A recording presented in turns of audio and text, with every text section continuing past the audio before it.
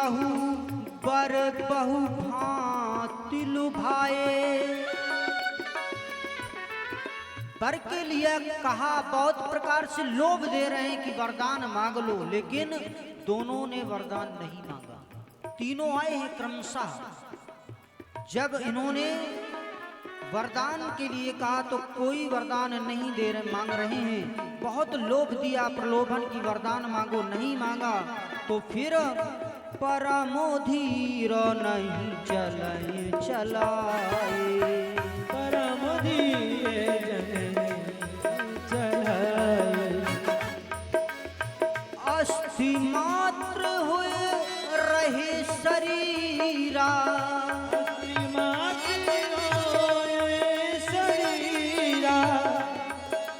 तदपि माना गो मन ही नहीं पीरा।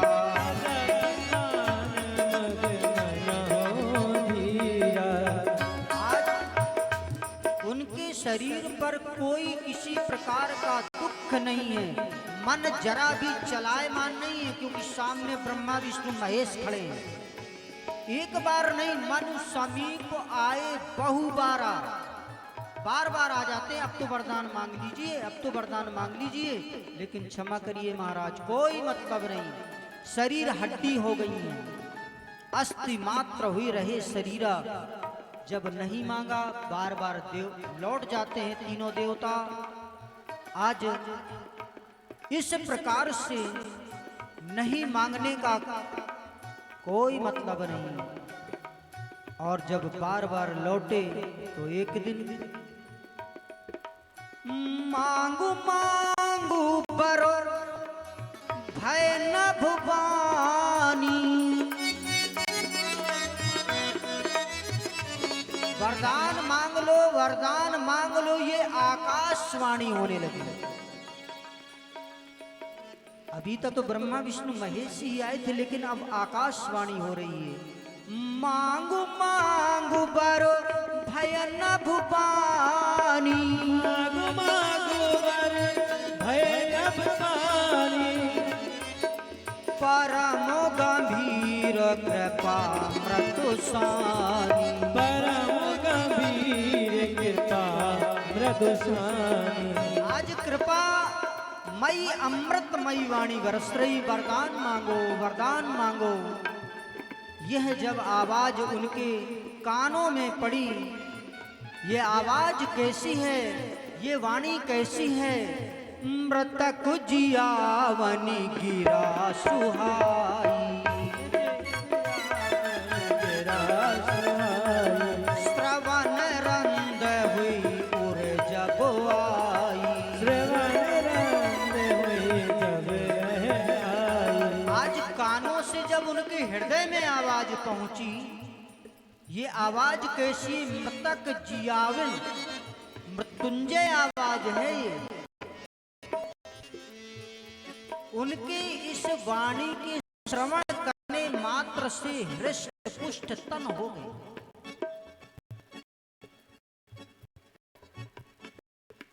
ये अमी सुनकर के शरीर युक्त हो गया। कहने लगे, मनु और शत्रुपा कहते हैं कि प्रभु, अगर हम अनाथ पर आप कृपा करना चाहते हैं, अगर हमें वास्तव में वरदान देना चाहते हैं, हे प्रभु, जिस वरदान को पाने के लिए मुनि यत्न करते हैं, जो के मानस के राजहंस हैं, मान सरोवर के राजहंस हैं, तो हे प्रभु, तो रूप में गुण होकर आते हैं। आपने तो वाणी कही, हे प्रभु, देखहि हम सो रूप भरी लोचन। अगर वरदान ही मांगना है तो प्रभु पहले तो हमारा यह मांगना है कि हम उस रूप को देख, जिसको भुषुंड जी कहते हैं, जो महेश जी के मानस का राजहंस है,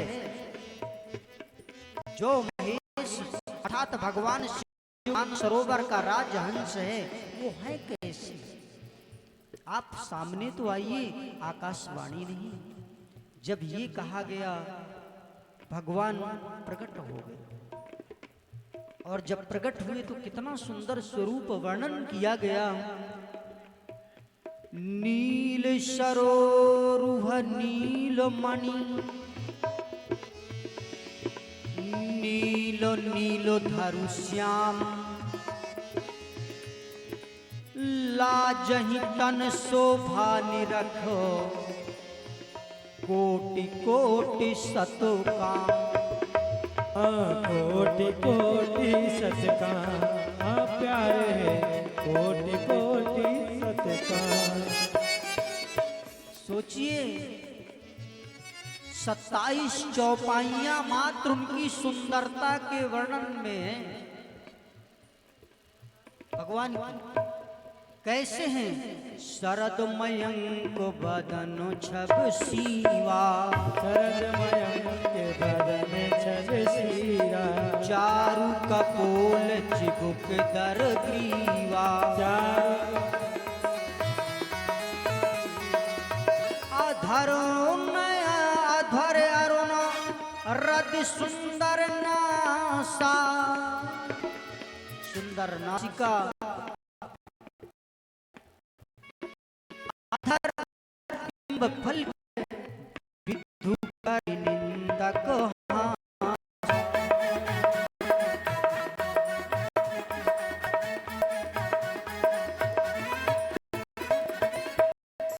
आज जन हुआ उस रूप को देख के स्वयं भगवान खड़े थे, नीलधर श्याम हैं। जब देख लगे वरदान मांग लो, अब सामने हैं। प्रभु अगर देना है तो हम आपसे वरदान मांगते हैं। दान शिरोमणि कृपा निधि, अगर आप देना है, मांग रहे हैं प्रभु अब हम। दान शिरोमणि कृपा निधि, नाथ कहो सत्य भाव, सत्य स्वभाव कह रहा हूं मैं।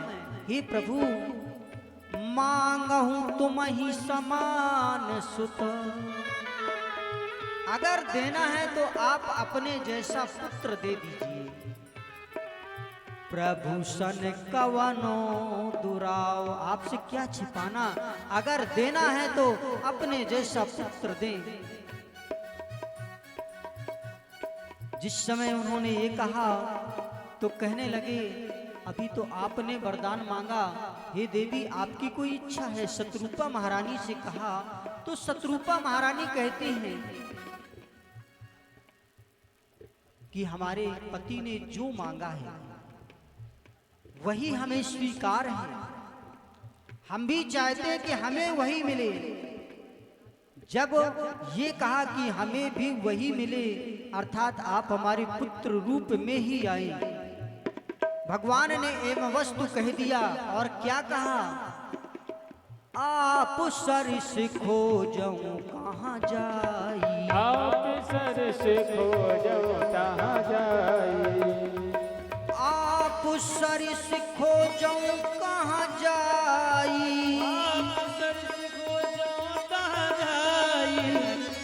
नृप तब तनय होबे मैं आई।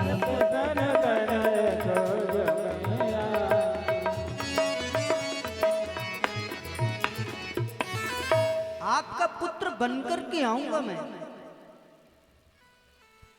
आपका पुत्र बनकर के मैं अपने जैसा कहां ढूंढूंगा, स्वयं मैं तुम्हारा पुत्र बनकर के आऊंगा। जब ये कहा, वरदान तो मांग लिए दोनों ने कि ठीक है आप हमारे पुत्र बन जाइए, लेकिन एक बार अब कह रहे हैं प्रभु एक वरदान और।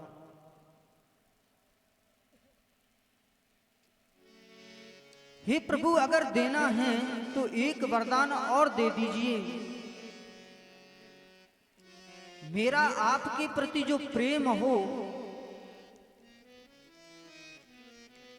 वो पुत्र विषयक ही हो।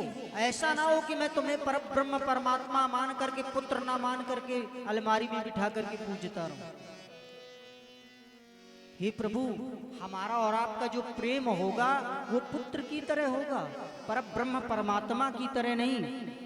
भले ही लोग मुझे मूढ़ कहें, लोग ये कहें कि कितना मूर्ख है, भगवान को भी अपना पुत्र मान बैठा, तो नहीं प्रभु, आप मेरे पुत्र हैं तो पुत्र रूप में ही रहेंगे, पर ब्रह्म परमात्मा के रूप में नहीं।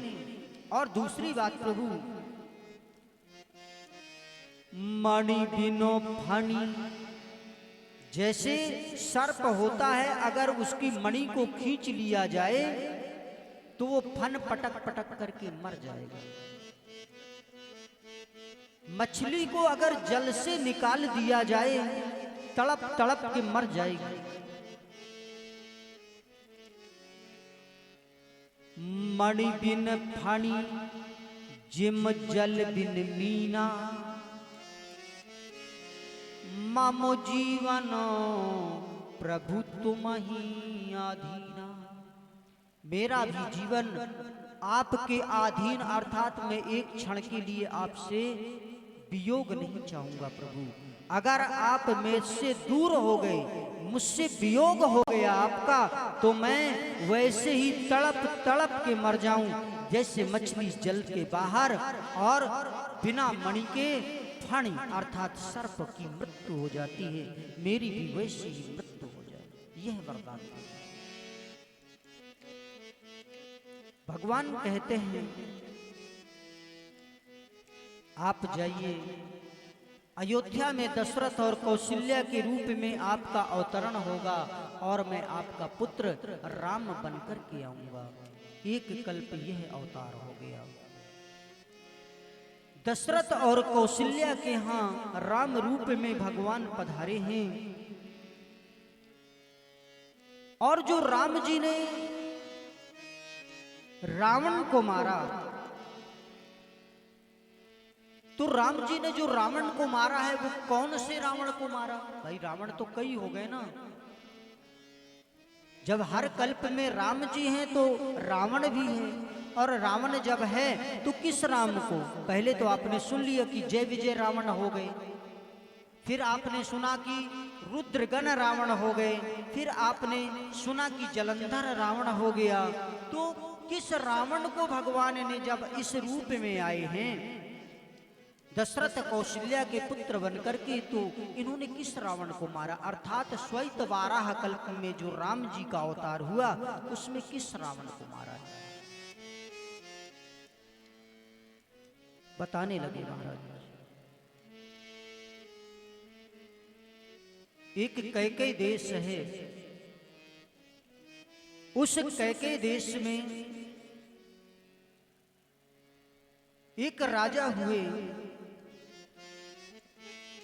जिनका नाम है सत्यकेतु।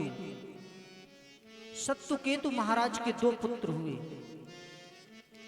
जिस रावण को मारा है राम जी ने, अब उस रावण की कथा आप सुनने जा रहे हैं। सत्यकेतु महाराज के दो पुत्र हुए। बड़े पुत्र का नाम प्रताप भानु और दूसरे पुत्र का नाम अरिमर्दन। बड़े ही धर्म के धुरंधर हैं, धर्मवान हैं। राजा बने प्रताप भानु, और प्रताप भानु जब राजा बन गए तो इन्होंने चक्रवर्ती सम्राट बनने के लिए जगह जगह आक्रमण किया और सब इनके नीचे हो गए। चक्र सम्राट महाराजा प्रताप भानु और प्रताप भानु महाराज जब चक्रवर्ती राजा बन गए, जो जो राजा हारे ये भगवान है तो कोई कुछ कर नहीं पा रहा है, ये तो बड़े मन में ये बैठे, जब समय आएगा तब देखेंगे।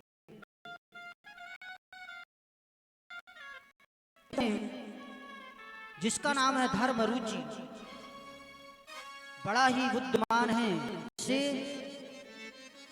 शुक्र हैं असुरों के, उसी प्रकार से धर्म रुचि भी बड़ा ही धर्म के प्रति जानने वाला ज्ञानवान है। एक समय राजा ने जब सबको जीत लिया है, एक बार राजा विचार करता है कि मैं शिकार के लिए जाऊं। शिकार के लिए जब जाता है,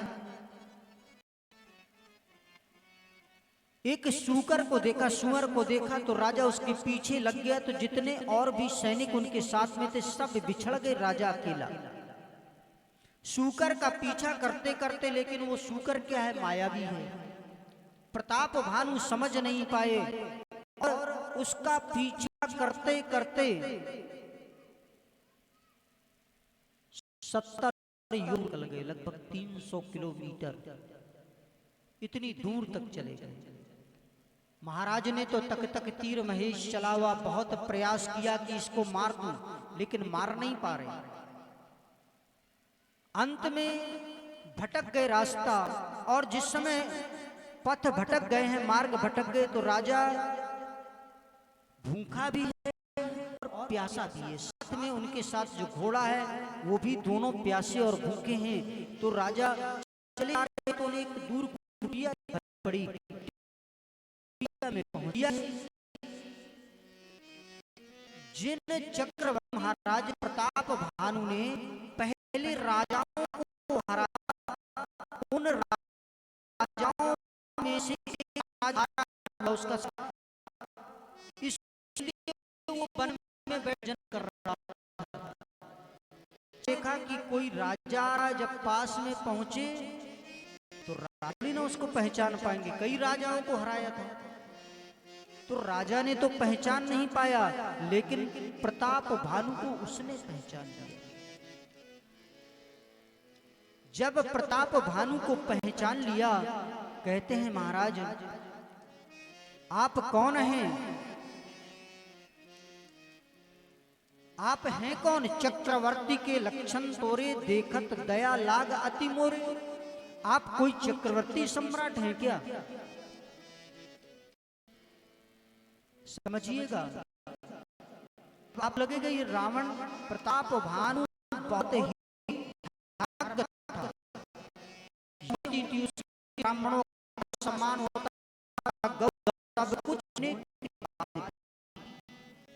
प्रताप शिकार गए, भटक भटक करके उनके पास पहुंचे, तो उसने कहा कि महाराज क्या आप राजा हैं? चक्रवर्ती सम्राट के लक्षण आपके शरीर में दिख रहे हैं। जब ये कहा तो राजा से क्या भूल हो गई, सोचिएगा। जब एक संत सामने खड़ा है, जब एक संत सामने है, समझो संत अनंत समाना, वो धर्मवान है। राजा क्या है? धर्मवान है। सामने एक संत है कुटिया में, तो भाई वो तो जानते नहीं कि आप कौन हैं, लेकिन संत हैं। तो उस संत ने पूछा महाराज आपके चक्रवर्ती के लक्षण हैं और आप बताइए। जब ये कहा गया तो कहते हैं कि नाम प्रताप भान अवनीशा। ये कौन कह रहे हैं? प्रताप भानु स्वयं कह रहे हैं कि नाम प्रताप भान अवनीशा तासु सचिव। मैं कौन हूं? मैं उसका सचिव हूं, प्रताप भानु नहीं। किससे झूठ बोल रहे हैं? संत से। अब एक झूठ जब कौन साधारण व्यक्ति झूठ बोलता रहे तो चल जाएगा, लेकिन एक चक्रवर्ती सम्राट धर्म धुरंधर एक संत के सामने जब उसने पूछा परिचय कि आप है कौन? चक्रवर्ती के लक्षण तोरे, आप चक्रवर्तियों के लक्षण रखते हैं, तो फिर आप हैं कौन? ये चिन्ह होते हैं मनुष्य में, ऐसा नहीं पहचाना जा सकता है। अगर आपने सामुद्रिक शास्त्र पढ़ी हो तो आप पहचान जाएंगे कि ये व्यक्ति कैसा है, इसके लक्षण क्या हैं। आंखों के द्वारा, मस्तक के द्वारा, बालों के द्वारा, कानों के द्वारा, नासिका के द्वारा, मुख के द्वारा, दंत के द्वारा, ओष्ठों के द्वारा आप जान जाएंगे कि ये कौन है। उसकी चाल, उसके हाथ, एक एक चीज का विश्लेषण है, कभी शास्त्रों में प्रवेश तो करिए। पहचान गए चक्रवर्ती, लेकिन उन्होंने झूठ क्या बोला? नाम प्रताप भानु अवनीशा। अगर आपने ये बताया तो प्रताप भानु नाम के जो राजा हैं, तासु सचिव मैं सुनो मुनीषा, हे मुनिवर मैं उनका सचिव हूं। झूठ बोल गए। और जब झूठ बोले तो फिर उन्होंने उनको जल भी पिलाया, विश्राम के लिए स्थान भी दिया और कहने लगे, हे महाराज, हे सचिव जी, जो आपने मुझसे कहा कि मैं प्रताप भानु का सचिव हूं, तो फिर सुनो, तुम स्वयं प्रताप भानु हैं और तुम्हारे पिता का नाम सत्यकेतु है। सोचिए, एक झूठ उन्होंने बोला था और वो तो जान गया सामने प्रताप भानु है, इन्होंने सचिव कह दिया। तो कहने लगे, बैठ गए और जल पिलाया, विधिवत सब कुछ हो गया। और अब कह रहे हैं कि महाराज, जब सेवा हो गई तो उन्होंने कहा, महाराज आप यहां कब से कुटिया बनाए हैं? बोले, मेरा नाम एक तनु है, अर्थात एक शरीर, जब से सृष्टि की उत्पत्ति हुई। सोचिए, जब से सृष्टि बनी है तब से मैं ही हूं, अर्थात मेरा कोई शरीर छूटा नहीं है, करोड़ों वर्ष का शरीर हो गया। अब राजा को लगा होगा कि कहीं गप्पे तो नहीं मार रहा है ना? मुनि के भेष में कहीं ऐसा तो नहीं झूठ? तो उसने कहा, हे महाराज, आपका नाम प्रताप भानु है और आपके पिता सत्यकेतु। जब ये बता दिया तो नाम सहित और पिता का नाम भी बताया। आप चक्रवर्ती सम्राट हैं, आपने ये किया, आपके भाई का नाम अरिमर्दन है, पूरा विस्तार जब कर दिया तो राजा दंडवत हो गए। महाराज, इतनी जानकारी, सब कुछ मेरे बारे में बता दिया तो दंडवत हो गए। और जब दंडवत हो गए मात्र एक झूठ के कारण, अगर आप धर्मवान हैं तो असत्य का उन्होंने जो सहारा ले लिया उसके कारण आज कहने लगे। अब राजा के मन में भी आशा जगी कि कहीं मैं अमर हो जाऊं। जब ऐसे ऋषिवर मिल गए, इतनी उम्र हो चुकी है इनकी, करोड़ों साल की, अभी तो मेरी छोटा नवयुग हूं, तो महाराज कोई ऐसा उम्र का रहस्य बता दीजिए कि मेरी भी उतनी उम्र हो जाए। और जब मेरी उम्र हो जाएगी तो कहते हैं कि ठीक है, तुम्हारी मैं राज सब कुछ बता दूंगा, तुम सदैव के लिए चक्रवर्ती सम्राट हो जाओगे, तुम्हारे शरीर कभी नष्ट नहीं होगा। बोले, फिर मुझे करना क्या होगा? तो कहते हैं, वो एक तन जो कह रहे थे कि आदि सृष्टि का हूं मैं, अब तुम्हें भी बहुत बड़ी उम्र का बना दूंगा। हे राजन, तुम ब्राह्मणों का सम्मान करो। क्या कह रहे हैं? उसने ये बात कही कि तुम क्या करोगे हे राजन? अगर जरा मरण दुख रहित तनु, ना तुम वृद्ध होगे ना तुम्हारे शरीर का मरण होगा, शरीर भी नहीं तुम्हारा छूटेगा। जरा मरण दुख रहित तनु, समर्जित नहीं कोई। एक छत्र रिपुहीन मही, ये पृथ्वी में एक छत्र तुम्हारा राज्य होगा और तुम्हारा कोई भी शत्रु नहीं होगा, कभी बुढ़ापा नहीं आएगा, तुम अमर हो जाओगे। राज जो करोगे वो कितना कल्प सत होए, 100 कल्प तक का राज्य। और राजन दंडवत हो गए, महाराज क्या करना पड़ेगा? तो उन्होंने कहा, काल तो पद, काल भी तुम्हारे चरणों की वंदना करेगा।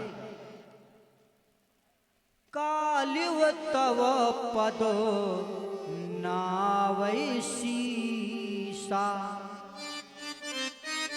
काल भी तुम्हारे चरणों की वंदना करेगा और एक विप्रकुल छाणी मनीषा महिषा, हे महीष, हे नृप, मात्र एक ब्राह्मण को छोड़ करके काल भी तुम्हारे चरणों में झुक जाएगा। बोले महाराज ब्राह्मण क्यों नहीं, को दूसरी चीज आ गई, समझते जाना। एक वहां असत्य बोल दिया और दूसरा फिर कारण पैदा कर दिया। जब उन्होंने कहा काल भी तुम्हारे चरणों की वंदना करेगा एक ब्राह्मण कुल को छोड़कर, बोले महाराज ये ब्राह्मण क्यों छूट रहे हैं, कोई ऐसा उपाय नहीं है कि ये भी मेरे बस में हो जाए। दूसरी गलती कर बैठा राजा, एक के साथ दूसरी। कहते हैं जब वो कहने लगे एक विप्रकुल छाण महिषा, तो कहने लगे क्यों, बोले तपोबल विप्र सदा बरियारा, तिनके कोपना को रखवारा। ओ तिनके कोपना को रखवारा।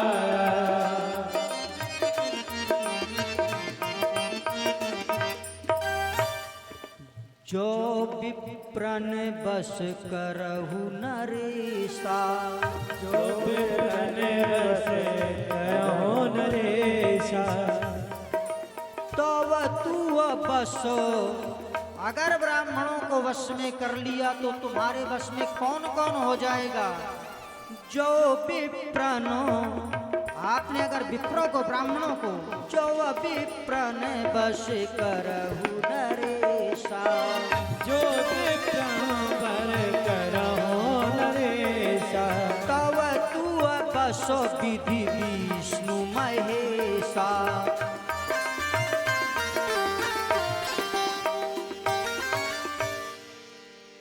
आज कह रहे हैं कि अगर तुमने ब्राह्मणों को वश में कर लिया तो ब्रह्मा विष्णु और महेश भी तुम्हारे वश में हो जाएंगे।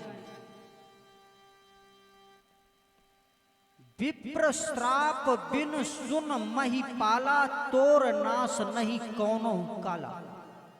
किसी भी अवस्था में तुम्हारा नाश नहीं होगा, मात्र तुम ब्राह्मणों को वश में कर लो। उसने विधि पूछ ली, महाराज ब्राह्मण किस विधि से अब वश में होंगे। उन्होंने कहा कि ब्राह्मणों को क्या मधुर लगता है, क्या अच्छा लगता है पता है ना, ब्राह्मणा मधुर प्रियम, भोजन कराओ है। राजन भोजन, सब बात सही कह रहा है, उसमें गलत कुछ भी नहीं है।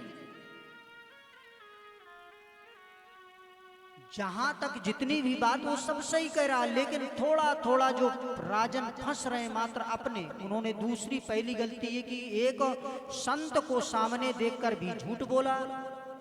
दूसरी बात यह है कि अब उनके मन में आया है कि यह विप्र देवता मेरे बस में हो जाए। दो बात तो उन्होंने कहा भोजन कराइए, नहीं बस में हो जाएंगे आपके ब्राह्मणा मधुर प्रियम। जब ये बात कही गई ब्राह्मण बस में हो जाएंगे, तो वो बैठ गया। नित्य प्रति ब्राह्मण भोजन, जब ब्राह्मण भोजन होने लगे, इधर वो कहता है ब्राह्मण भोजन आपको नित्य कराना ही है, और साथ में कुछ समय बाद मैं आऊंगा तुम्हारे यहाँ, जो कमी होगी उसको पूरा कर दूंगा। और हे राजन, उसने फिर कहा कि मैं आऊंगा, आपसे मिलना होगा, लेकिन हमारी और तुम्हारी बात किसी से कहना मत। छठे श्रवण यह परत कहानी,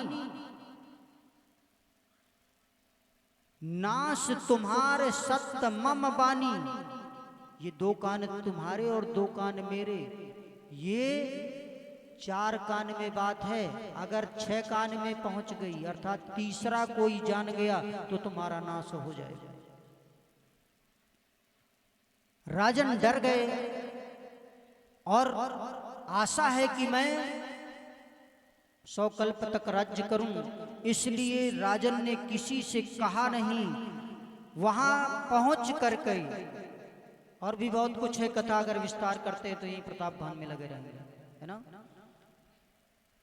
राजन रात्रि में ही, जो सुअर था वो दैत्य था, एक राक्षस था, रात्रि में आ गया। सब कपट मुनि से मिला हुआ, रात्रि में ही राजन जो 70 योजन दूर था उसको रात्रि में उसके घर पहुंचा दिया उसने। राजन को और जब प्रातः काल जगा, उसने देखा तो वो अपने नगर के बाहर है।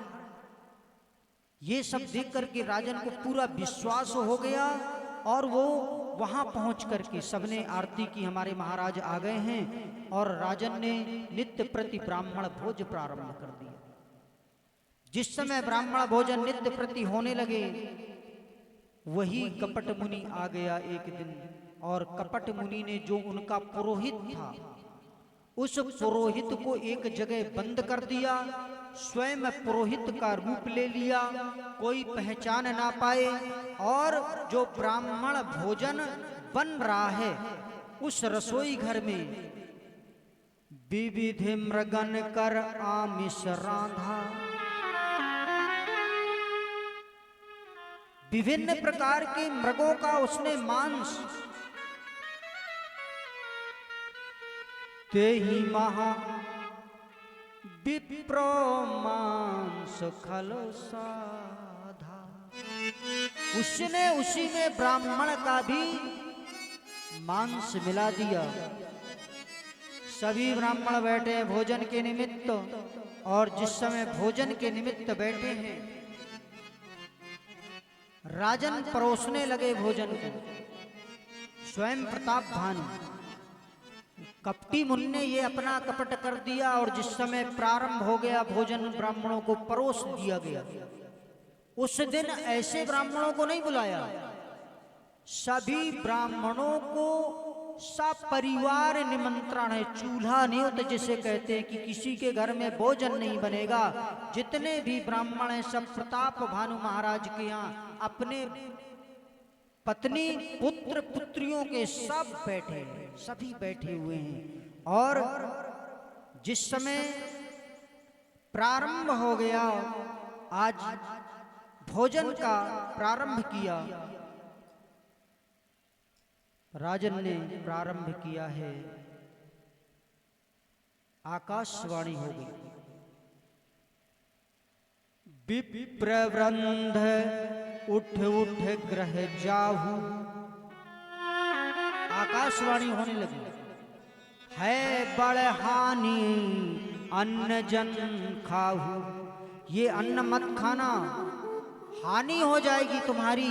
आकाशवाणी हुई जिस समय, भयो रसोई भूसुर मासु, भू अर्थात पृथ्वी के सुर देवता अर्थात ब्राह्मणों का मांस मिला है।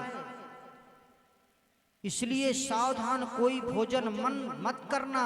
आकाशवाणी सुन करके सभी को विश्वास हो गया, सब खड़े हो गए। और खड़े होकर के क्रोध आ गया कि सपरिवार निमंत्रण दिया, हमारे धर्म को ही नष्ट करना चाहते थे, इसलिए हम श्राप देते हैं। बोले विप्र सकोप, तब कोप के साथ, क्रोध के साथ, नहीं कुछ कीन विचार, कोई विचार नहीं किया। जाहु निशाचर हो तुम मूढ़ सहित परिवार, जैसे आज आप हमारे परिवार को नष्ट करना चाहते थे, उसी प्रकार से हम तुम्हें श्राप देते हैं कि तुम निशाचर हो जाओ परिवार के सहित। जिस समय उन्होंने यह कहा, राजन आज चक्कर में पड़ गया। हो क्या गया,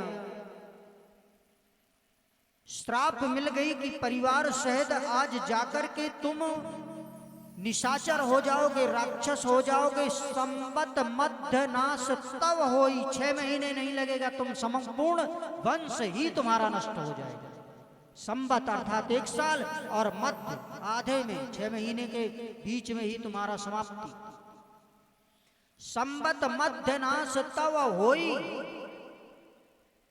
जल दाता ना रहे कुल कोई। जल भी देने वाले तुम्हारे वंश में कोई नहीं रहेगा, ये हम श्राप देते हैं तुम्हें, जल भी नहीं मिलेगा।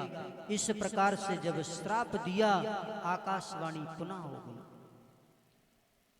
विप्रहु श्राप, हे ब्राह्मणों, हे विप्रो, विप्रहु श्राप विचारो न दीन्हा।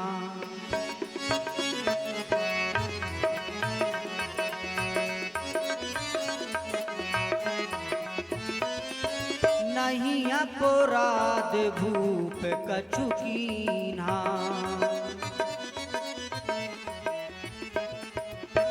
आज कह रहे हैं विप्रहु श्राप विचार न दीन्हा, नहीं अपराध भूप कछु कीन्हा। जिस समय यह सुना, ब्राह्मण सोचने लगे ये आकाशवाणी पुनः हुई। ब्राह्मणों को दया आ गई कि आज इनका तो कोई दोष ही नहीं है, तो उन्होंने पुनः अपने जो श्राप था उसको बदला। आज कहते हैं भूपत भावी मिटई नहीं, यद्यपि न दोष तुम्हार। ब्राह्मण कहने लगे हम क्या कर सकते हैं, जैसा होना था वो हो गया। भावी है उसको मेटा नहीं जा सकता है कि ये अन्यथा होए नहीं, विप्र श्राप अति घोर। आपका कोई दोष नहीं, लेकिन आपको जो श्राप मिला है अब नष्ट हो नहीं सकता है। किंतु आप सदैव बड़े ही वीर होंगे, प्रतापी होंगे, यह ब्राह्मणों ने दया करके फिर कहा है। और वही प्रताप भानु अरिमर्दन, उनके जो सचिव धर्म रुचि हैं, सभी एक एक करके युद्ध में मारे गए। सत्यकेत कुल को नहीं बाचा। आज जो सत्यकेतु का कुल था उसमें कोई नहीं रहा, संपूर्ण नष्ट हो गया वंश। अंत में जब सब मारे गए, यही प्रताप भानु रावण बना। अरिमर्दन कुंभकर्ण और धर्मरुचि जो सचिव था वो बंधु विमात्र उनका भाई बना, विमाता का भाई, और उसका नाम विभीषण पड़ा। इस प्रकार से आज ये हो गए रावण नाम वीर वरवंडा। बहुत ही उनके द्वारा आज यही रावण बन गए हैं। जद उपजे यद्यपि पुलस्त कुल, पावन अमल अनूप, तदप महीश्वर श्राप बस, भय सकल अभिरूप। पुलस्त कुल में होकर भी ये सभी पापी हो गए और इनके द्वारा घोर तप किया गया। ब्रह्मा जी ने कहा वरदान मांगो, तो इन्होंने कहा हमें कोई मार ना सके। और जब मार ना सके तो मात्र यही कहा अगर मारे कोई, भाई मरना तो पड़ेगा, तो कहा कि अगर मारना है तो मात्र बंदर मार, बंदर और मानव दो को छोड़ करके हमें कोई ना मार सकता। कुंभकर्ण के पास गए वरदान के लिए, कहा तो उसने 6 महीने की नींद मांग ली। विभीषण के पास गए तो उसने भगवान से प्रेम मांगा। यह रावण का आपने संक्षिप्त चरित्र श्रवण किया, जो प्रताप भानु से रावण बने हैं। अब जिस समय इन रावण की कथा आप सुनने जा रहे हैं, इधर स्वयंभू मनु और कौशल्या दशरथ, स्वयंभू मनु और शत्रुपा दशरथ और कौशल्या के रूप में आ गई हैं। जिस समय दशरथ कौशल्या के रूप में अवधपुरी में इनका आज प्रादुर्भाव हो गया है। रावण और कुंभकर्ण जिनके द्वारा संपूर्ण विश्व को जीता गया, चारों तरफ हाहाकार मचा, देवता लोग भी हाहाकार कर रहे हैं। सब विनय करते हैं कि प्रभु आप पधारिए। जब सबने विनय की, जय जय सुरनायक जन सुखदायक प्रणपाल भगवंता गोदिज हितकारी जय सुरारी सिंधु सुता प्रिय कंता, पधारे प्रभु आप। जिस समय प्रार्थना की गई,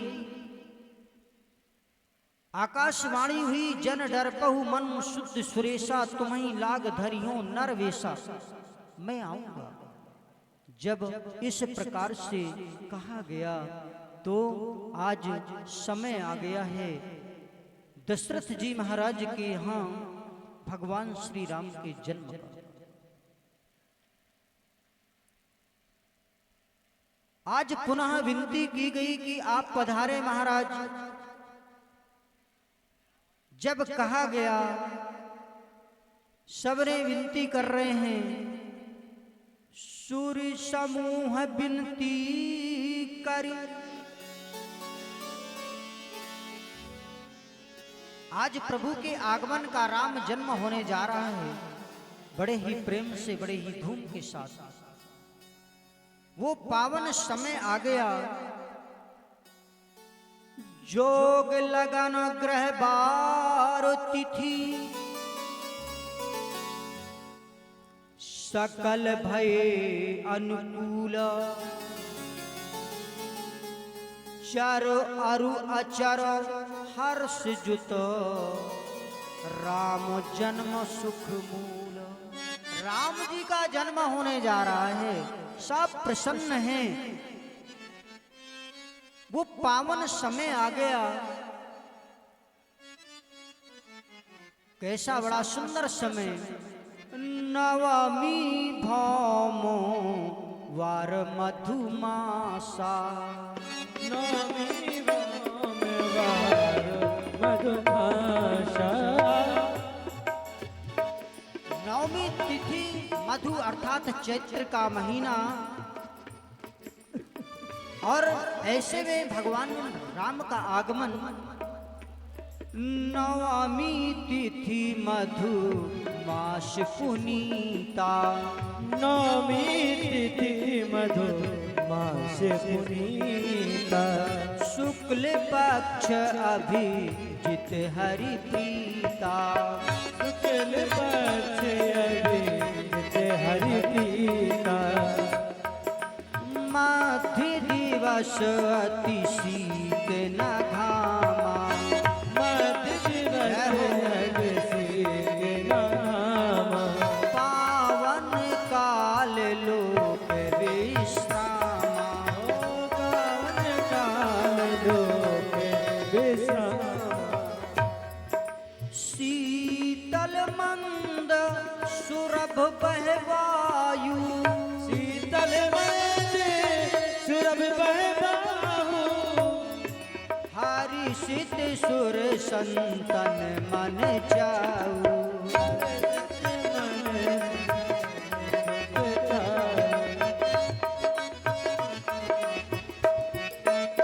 आज वह सुंदर समय, सभी देवता गण आकर के वंदना करने लगे। सूर्य समूह विनती करी, पहुंचे निज निज धाम। सबने विनती की और अपने अपने धाम को जा रहे हैं। जगनवास प्रभु प्रगटे, अखिल लोक विश्राम। आज भगवान श्री रामचंद्र जी महाराज का प्राकट्य हो गया है। बोलिए राजा रामचंद्र भगवान की जय हो। और जिस समय प्रकट हुए भगवान, किसके यहाँ? अयोध्या में दशरथ और कौशल्या के यहाँ। कैसे? भय प्रगट कृपाला, दीन दयाला, कौशल्या हितकारी। सिद्ध माताजी मुनि मनहारी, अद्भुत रूप विचारी।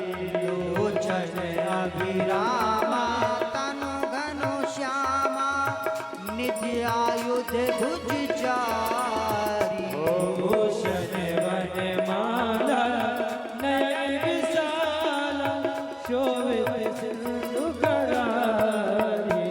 कहे दुई करी जोरी अस्तुति तोरी कही विधि कराऊं अनंता। माया गुण ज्ञाना तीन अमाना वेद पुराण भजन करुणा सुख सागर सब गुण आगर जय गावन श्रुति संकर शोभा में तेरागी सोनागी भयो प्रकट श्री कंकर। ओ ब्रह्मांड निकाया निर्मित माया रोम रोम प्रतिवेद कहे मैं और शोभासी यह उपहासी सुनत धीर मति तेरा रहे उपजा जग ज्ञाना प्रभु मुस्काना चरित बहुत विधि कीने चहे कहे कथा सुहाई माति बुझाई जय प्रकार सुत प्रेम रहे। माता पुन गोरी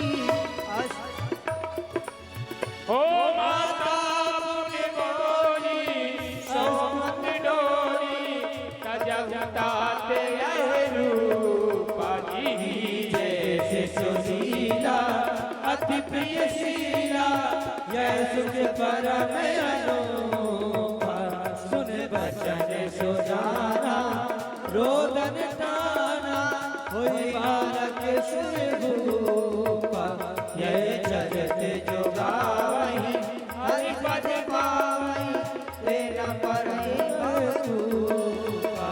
यह चरित जो गावई हरि पद पावई तेरा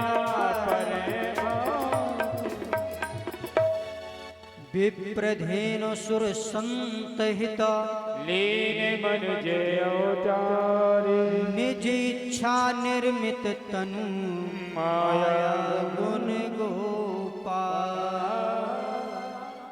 बोलिए राजा रामचंद्र भगवान की जय हो। जय जय श्री सीताराम। आज भगवान का पावन जन्म। चलिए एक बधाई और बधाई के साथ आरती की तैयारियां। पुनः कल कथा के माध्यम से आप भगवान श्री राम विवाह एवं भगवान श्री राम का वनगमन यहाँ तक की कथा को श्रवण करेंगे। सायंकालीन बेला में कथा चलती है तो आप सभी पधारें। बोलिए गोविंद भगवान की, बोलिए राजा रामचंद्र भगवान की जय हो।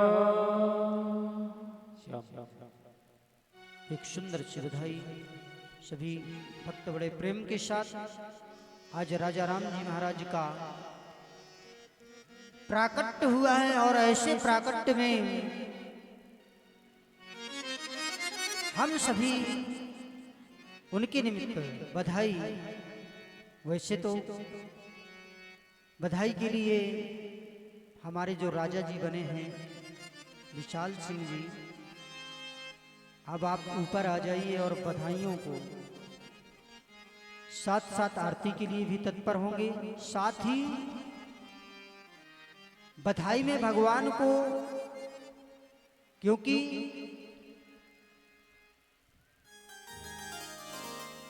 आज महाराजा दशरथ ने जो पाया लुटाया, ब्राह्मणों को दिया, साथ में जिन्होंने उनके वंशावली को वर्णन किया उनको दिया, सभी को दिया है। तो हम सभी भी एक बार जो भी गंधर्व जन हैं उनको भी, क्योंकि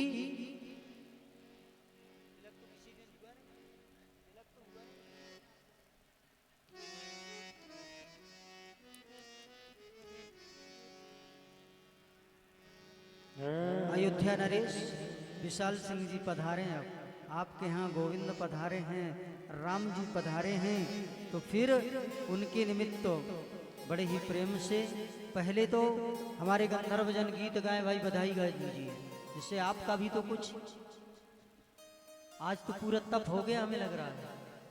चलिए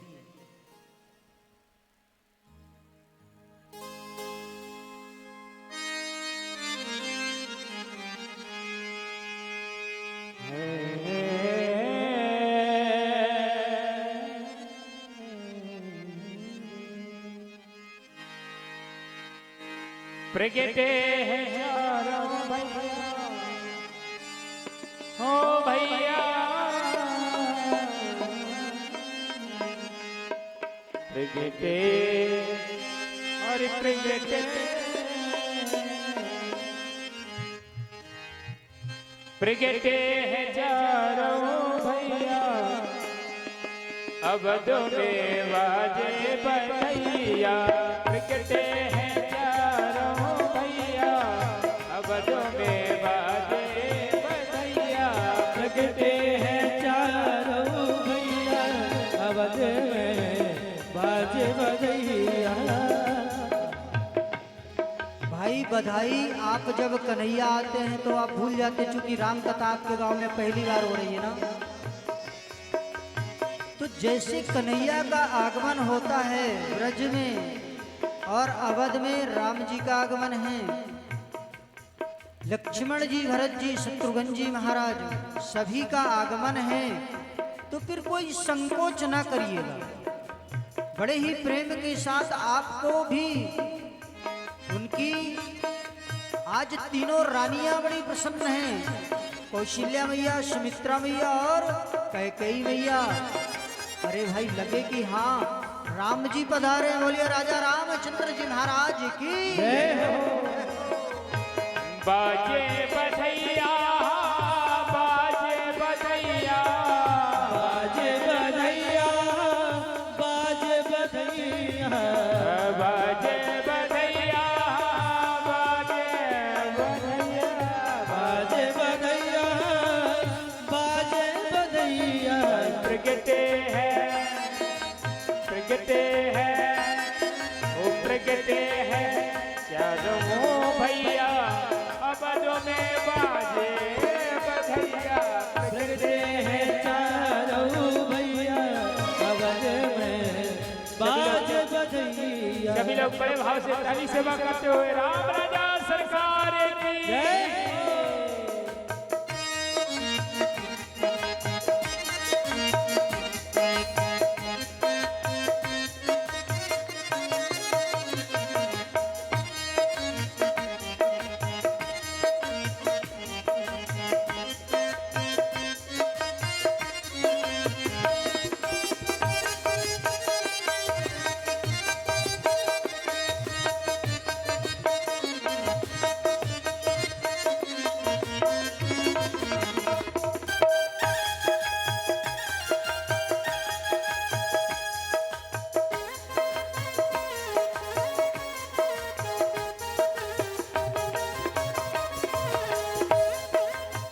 अरे भाई गंधर्व जनों संकोच कर रहे हैं आप,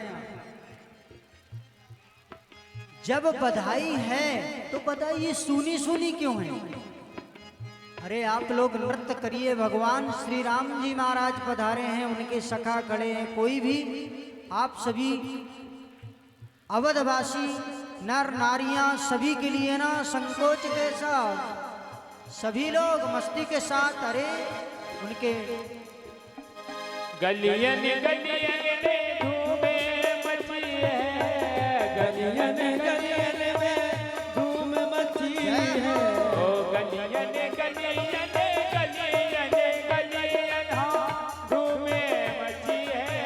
गलियन गलियन धूम मची है। बाजे बाजे बाजे ओ बाजे रही सहनैया, अवध में बाजे बधैया। प्रगटे हैं राम रघुरैया, अवध में बाजे बधैया। अरे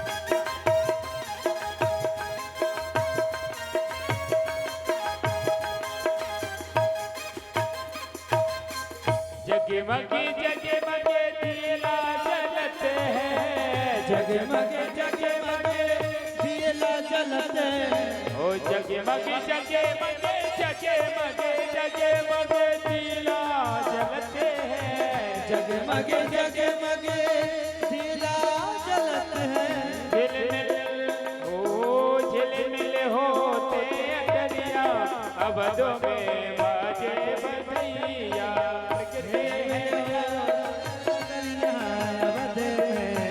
बाजे बधैया प्रकटे हैं प्यारो भैया अवधों में बाजे बधैया जन्मे हैं राम रघुवैया अवध में बाजे बधैया। जिनको भगवान के आने की खुशी है दोनों हाथ रख के बड़े भाव से ताली सेवा करते हुए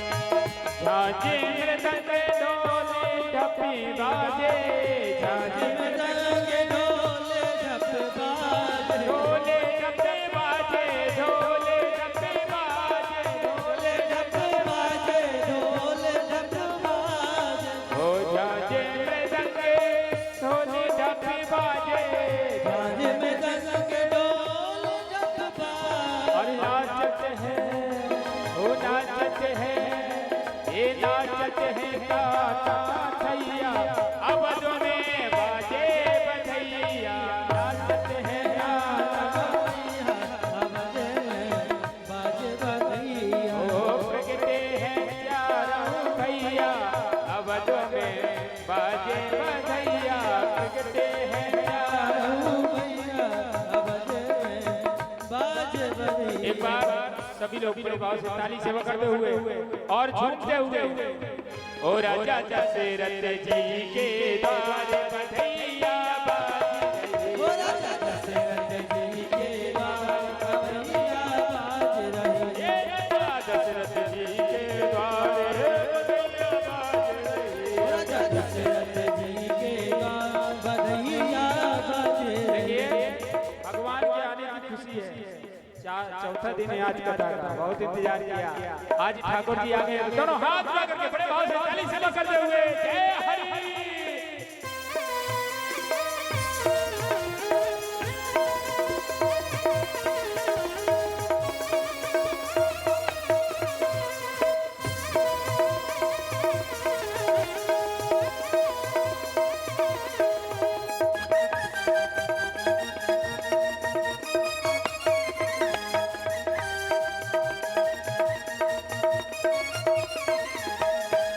सुगर घड़ी जग में रघुवीर सुगर घड़ी जग में रघुवीर और अवधपुरी में मची है भीड़ अवधपुरी में मची है भीड़ अवधपुरी में मची है भीड़ अवधपुरी में मची है भीड़ सब हिले मिले सब हिले मिले सब हिले मिले खुशी मनाए बधैया बाज रही हो राजा दशरथ जी के द्वार बधैया बाज रही हो राजा दशरथ जी के द्वार बधैया बाज रही ओ राजा दशरथ जी के द्वार बधैया बाज रही राजा दशरथ जी के द्वार बधैया बाज रही राजा दशरथ जी के द्वार बधैया बाज रही हो राजा दशरथ जी राजा दशरथ जी के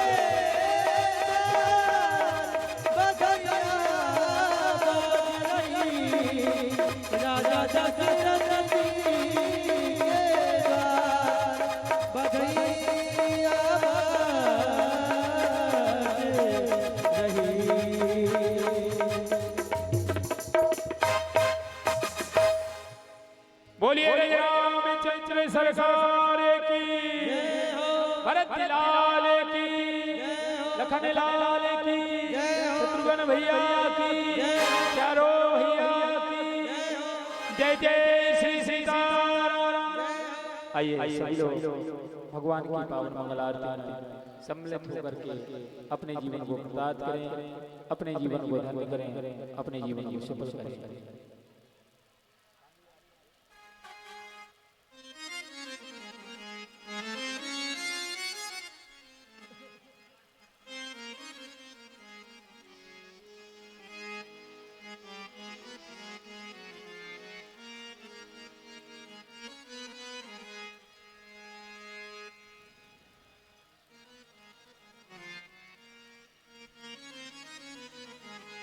हरे